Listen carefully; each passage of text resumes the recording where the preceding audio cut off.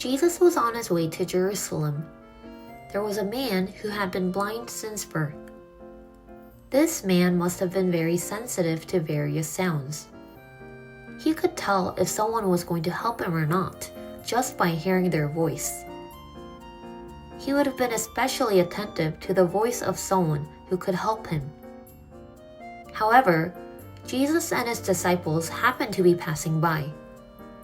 Unfortunately, instead of helping this man, the disciples said this: "Jesus, is it because of this man's sin or his parents' sin that he cannot see?" How upset must this blind man have felt? But in fact, it may have been his own question. Why on earth was I born this way? After a while, Jesus' words reached this man's ears. Neither this man nor his parents sinned. At that moment of surprise, what does that mean? Jesus continued, "It is so that the works of God may be revealed in him." Now Jesus spit on the soil, made mud, and put it on the man's eyes. Then he told him to go to the pool of Siloam and wash. If he hadn't noticed something special in Jesus' voice just now, he would never have gone to the pool of Siloam and washed his eyes. If a blind person were to go to the pool to wash and make a mistake, it could be a big problem. However, this man was curious about what God would do for him. Eventually, he opened his eyes at the pool of Siloam, and his faith was renewed. This day was the Sabbath.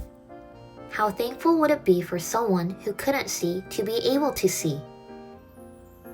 However, the problem was that he spit and made mud on this day. The Jews did not spit on the Sabbath. This was because they thought that if the spit touched the mud, and the mud clumped together even a little, it was working. However, since Jesus made mud with his spit, he was working and breaking the Sabbath. The Jews were more focused on the fact that Jesus broke the Sabbath than on healing a person.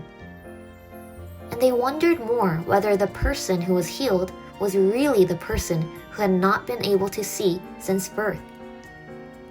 They called the person who was healed and asked his parents to confirm. The parents said nothing because they were afraid of the Jews. The Jews had decided to expel from the Jewish community and the synagogue anyone who said that Jesus was the Christ. The person who was healed said, "I do not know whether he is a sinner or not. I only know that I was blind and now I can see." Jesus goes to meet this man again and asks, "Do you believe in me?"